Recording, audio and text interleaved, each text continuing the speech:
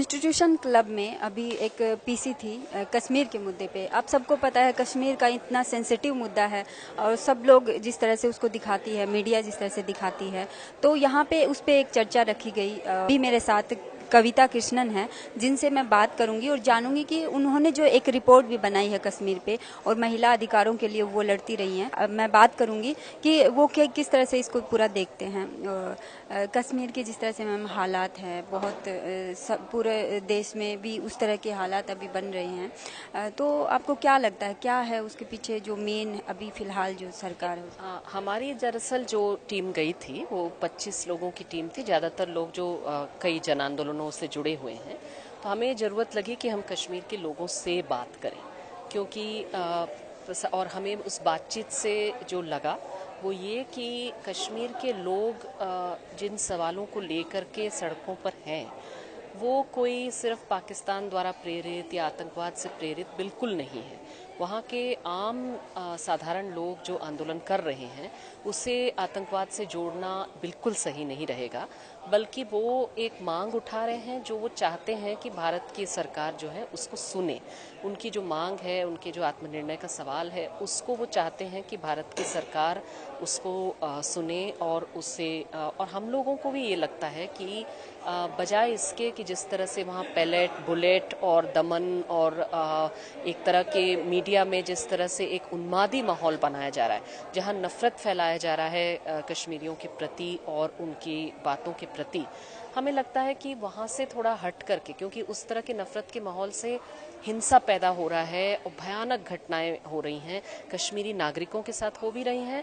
और यहाँ तक कि उस समस्या के हल न निकलने से हमारी सेना में भी जो लोग होते हैं वहाँ पोस्टेड, उनको भी एक खतरे की स्थिति में डाला जा रहा है।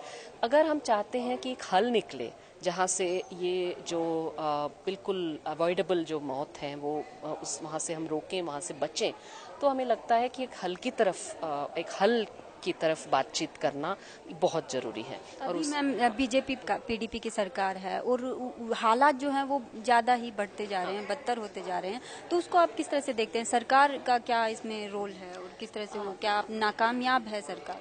नहीं, हमें लगता है कि सिचुएशन ये है कि भाजपा, खास करके भाजपा और पीडीपी भी अभी उसी के साथ में है, तो ये बिल्कुल चाहते ही नहीं है कि वहाँ हल निकले। भाजपा बिल्कुल नहीं चाहती है कि कश्मीर समस्या का कोई हल निकले।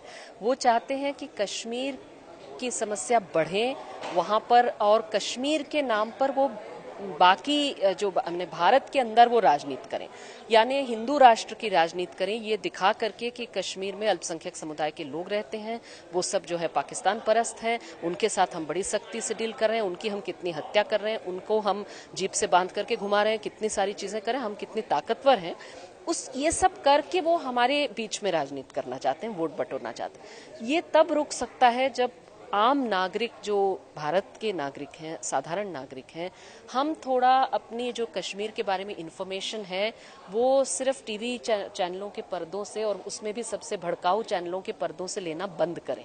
हमें थोड़ा सा कश्मीरी लोगों से बातचीत करनी होगी। उस दिशा में हमारी ये रिपोर्ट एक छोटी कोशिश है जिसमें हम चाहते हैं कि यहाँ से एक शुरुआत हो सकती है कि हम थोड़ा कश्मीर के लोगों की आवाज़ों को सुनना शुरू करें और थोड़ा समझने की कोशिश करें कि आखिर उनका जो आक्रोश है, उनके जो मांगे हैं, उनका जो गुस्सा है वो कहाँ से शुरू हो रहा है। वो अगर हम सिर्फ ये मान के चलें कि ये पाकिस्तान प्रेरित है और क्या क्या है, तो ये एक तरह से हम ही लोगों को मूर्ख बनाना हुआ। ऐसा माने ये बिल्कुल सच्चाई है नहीं। पहले मैम दिखाया जाता था, फुटेज भी आती थी और इमेजेस भी आती थी कि लड़के पथराव कर रहे हैं, लेकिन अभी नई तस्वीरें आ रही हैं जिसमें दिख रहा है साफ साफ कि लड़कियां भी पत्थरबाजी कर रही हैं और स्कूल की लड़कियां पत्थरबाजी कर रही हैं। जिस तरह से बताया जाता है कि उन्हें फंडिंग है, तो लड़कियों का आना इस तरह से पत्थरबाजी करना, उसको आप कैसे देखते? नहीं, ये फंडिंग वाली बात देखिए, इसमें जरा सी भी सच्चाई नहीं है।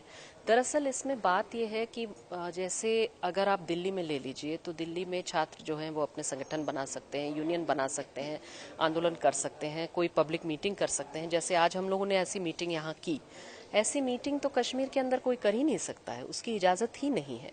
कश्मीर के अंदर कोई महिला संगठन 26 साल पहले हुए बलात्कार को याद करने के लिए एक शांतिपूर्ण प्रदर्शन 20-25 लोगों की करना चाहे, नहीं कर सकता, इजाजत नहीं है। तो अगर आप सारे प्रदर्शन करने के तरीकों को रोक देंगे तो आप सोचिए कि फिर तो लोग अपने हाथ में, हो सकता है जो हाथ में मिल जाए, पत्थर ही मिल जाए, तो उसी को चलाना शुरू कर दें।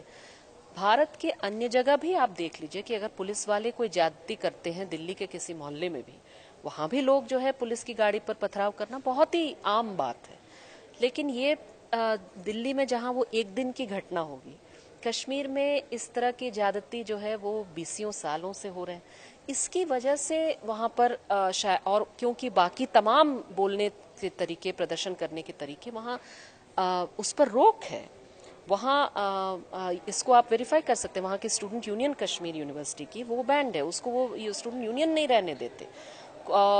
कश्मीरी महिलाएं वहाँ 26 साल पहले हुए कुनान पोशपुरा बलात्कार कांड को याद करने के लिए एक प्रदर्शन रखना चाहे, एकदम ही यंग लड़कियां बस वहाँ मैंने हाथ में प्लेकार्ड लेकर के खड़े होना चाहे, उसको पुलिस ने नहीं अलाउ किया। ये स्थिति अगर आप बनाएंगे तो इसमें मुझे लगता है कि इसी की वजह से आम छात्रा भी जो है वो अगर सोचती है कि मैं अपना विरोध कैसे दिखाऊं। दूसरी बात भी मैं बताऊं कि छात्राओं ने क्यों शुरू किया। छात्राओं के अपने कैंपस के अंदर जहां वो थी, वहां बाहर से, और मैंने इसके भी वीडियो फुटेज देखे हैं, वहां पर पैरामिलिट्री, सीआरपीएफ वगैरह के लोगों ने बाहर से जाकर के वहां टीयर गैस के शेल्स फोड़े, फेंका उनके दीवार के ऊपर से। तो एक तरह से क्या कारण था, मतलब कहाँ से शुरुआत हुई, क्या रीजन था? कोई कारण नहीं है। कारण यही था कि वहाँ के साधारण छात्र अगर एक कोई अपने कैंपस के दीवारों के अंदर विरोध प्रदर्शन कर रहे हैं, उस पर भी बाहर से हमला सीआरपीएफ ने किया, बाहर से टीयर गैस का शेल फेंका, बाहर से ये किया, और इसके वीडियो फुटेजेस हैं मौजूद। तो अगर उन्हें लगेगा कि हम पर ऐसे भी, अगर हम शांतिपूर्ण प्रदर्शन अपने कैंपस के अंदर चुपचाप कर रहे हैं, उस पर भी अगर आप युद्ध चलाएंगे, उस पर हमला करेंगे, तो उनको भी लगेगा कि हम इसका जवाब करें। ठीक है, ये वजह है। अगर हम चाहते हैं कि ये रुकें, तो मुझे लगता है उसकी बात यह है कि सबसे पहले जरूरत यह है कि स्टोन पेल्टिंग मेरे ख्याल से उस दिन रुक जाएगा जब हम ये जो सिविलियन, जहां नागरिक हैं, नागरिक इलाकों से अगर हम सेना की वापसी करवा देंगे। सेना वहां न रहे। सेना का काम है युद्ध लड़ना, सेना का काम है कि अगर कोई ह्यूमैनिटेरियन समस्या आ जाए, कोई फ्लड हो जाए, कोई अर्थक्वेक हो जाए, तो वहां मदद करना। सेना का काम सिविलियन लोगों पे जो बंदूकधारी नहीं हैं, उनके साथ में पुलिसिंग का काम करना, ये सेना का काम है नहीं। तो मेरे ख्याल से वहां से सेना हटा लेने से ये पथराव होता है सेना के खिलाफ, सेना के रहने की वजह से हो रहा है। जब लोगों को घुटन महसूस होती है सेना के प्रेजेंस से, इस वजह से सेना को अगर वहां हटा लें वहां से, तो वो पथराव नहीं होगा। और एक बातचीत शुरू करें उनसे कि अच्छा आपकी मांग क्या है और उसकी उस दिशा में कैसे करें। तो उनकी जो मांग है आत्मनिर्णय के लिए, उसके लिए थोड़ा रिस्पेक्ट, उसके लिए जो सम्मान है, उस मांग का सम्मान करना शायद हम सबको थोड़ा सीखना पड़ेगा। नॉर्थ ईस्ट में भी इस तरह की घटनाएं होती रहती हैं, लेकिन कश्मीर